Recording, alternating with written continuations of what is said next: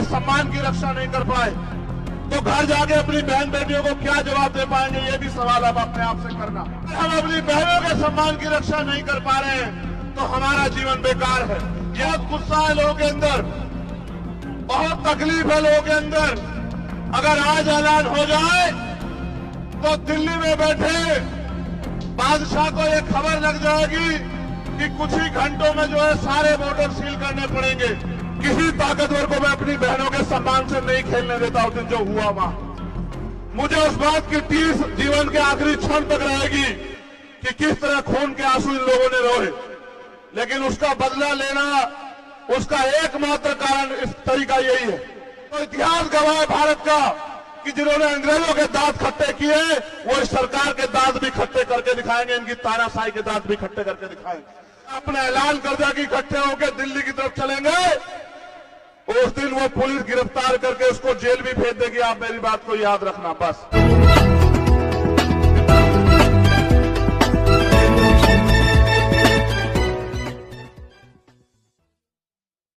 मैं अब अनुरोध करूंगा आपके बीच में पूरे हिंदुस्तान में जाने माने हमारे लीडर चंद्रशेखर राव जिसको बोलते हैं दलितों के मसलिया आवाज, उन्होंने कहीं जाना फ्लाइट है, मैं उनसे अनुरोध करूंगा वो भी आए और अपना समर्थन और सहयोग दें। धन्यवाद। को नमस्कार करता हूं, जय भीम करता हूं। इसलिए करता हूं कि जहां एक तरफ देश की केंद्र की सरकार और जहां सभी प्रदेशों में भारतीय जनता पार्टी की सरकार है, वो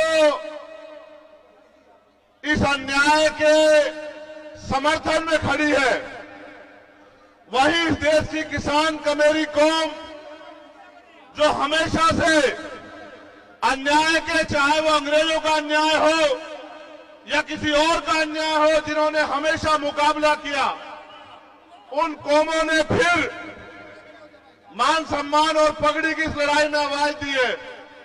उस लड़ाई को मजबूत करने की जिम्मेदारी हम सबकी है। मैं यहां मंच पर और मंच के सामने आसपास के माहौल को भी देख रहा हूं। बहुत गुस्सा है लोगों के अंदर, बहुत तकलीफ है लोगों के अंदर। अगर आज ऐलान हो जाए तो दिल्ली में बैठे बादशाह को ये खबर लग जाएगी कि कुछ ही घंटों में जो है सारे बॉर्डर सील करने पड़ेंगे। ये ताकत है किसान कमेरों की। लेकिन सवाल यह है कि आज मुकाबला किससे है और आज हालात क्या है, इसको भी समझना और देखना पड़ेगा। अगर मुकाबला उन लोगों से होता जिनमें चरित्र है, जिनका जमीर जिंदा है, जिनके अंदर इंसानियत है, तो मुझे लगता है उनसे मुकाबला करने के लिए पहलवान काफी थे। लेकिन मुकाबला उनसे है जो बहन बेटियों की आवाज को, इस अन्याय को दिल्ली की कुर्सी में बैठ के नहीं देख रहे हैं या देखने नहीं चाहते। मैं न उनको ताकतवर मानता हूं और न ही मैं मानता हूं कि उनके नेतृत्व में देश की बहन बेटियां सुरक्षित हैं। आपने देखा आज जब हम लोग इकट्ठा हुए, हमारा दर्द यह है कि 28 मई को क्या हुआ। जब 28 मई को वो बेटियां जिन्होंने देश का नाम रोशन किया, जब वो 28 मई को महिला पंचायत के लिए निकली तो उन्हें क्या सहना पड़ा, किस तरह से गुंडों जैसा बर्ताव उनके साथ हुआ। और पूरी सरकार ने हमारी पगड़ी का तमाशा देखा और हमें बेइज्जत किया दिल्ली से। उस अपमान को हम लोग नहीं भूले और इसलिए आज जमीन पे हमारे लोग यहां इसलिए बैठे हैं, चाहे वो उत्तर प्रदेश से चल के आए हो या पंजाब से, हरियाणा से या राजस्थान से, वो इस सरकार को इस अपमान के खिलाफ बगावत का ऐलान करने के लिए आए हैं कि हम किसान कमेरे, हमारी पगड़ी हमारी इज्जत है, हमारी बहनें, हमारी मां, उनका सम्मान। और अगर हम अपनी बहनों के सम्मान की रक्षा नहीं कर पा रहे हैं तो हमारा जीवन बेकार है। यह ऐलान करने के लिए आज हम लोग यहां आए। और जो झूठ तमाम तरह का फैलाया जा रहा है कि एक जाति के लोग लड़ रहे हैं, ऐसा झूठ किसान आंदोलन में भी फैलाया गया। ऐसा झूठ हर आंदोलन में फैलाया जाता है। लेकिन आप किसान आंदोलन का भी परिणाम याद रख लो। अगर आप नहीं मानेंगे तो कुछ दिनों में मानेंगे, लेकिन आपकी किसान कमेरों की ताकत के आगे ये तानाशाही सरकार झुकेगी और वो आरोपी भी अरेस्ट होगा, वो जेल भी जाएगा, उसको सजा भी होगी। ये बात आप याद रखना। ये किसान कमेरों की धरती भी है और बाबा साहब अम्बेडकर, सर छोटू राम, चौधरी चरण सिंह जी, वो तमाम महापुरुष जिन्होंने अपने इस किसान कमेरे वर्ग के हक अधिकार की लड़ाई लड़ी, आज उनकी एकता को बुलंद करने के लिए हम लोग आए। और हम ये मानते हैं कि सरकार से बिना एकता के नहीं जीता जा सकता है। वो एकता जो इनकी जड़ें उखाड़ देगी, और वो एकता एकमात्र एकता है किसान कमेरों की एकता।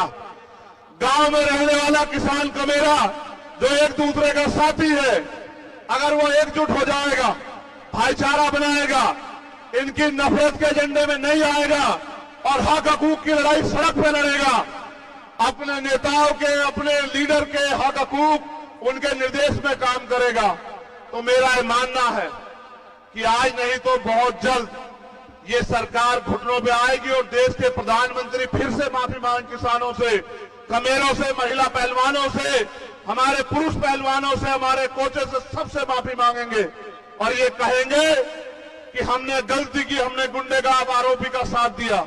और मेरा ये मानना है जैसे जैसे आपकी पंचायत बढ़ेगी, जैसे जैसे आपका झंडा डंडा एकजुट हो जाएगा, वैसे वैसे वो दिन करीब आता जाएगा। मुझे एक शिकायत है आपसे और ये कहना जरूरी है,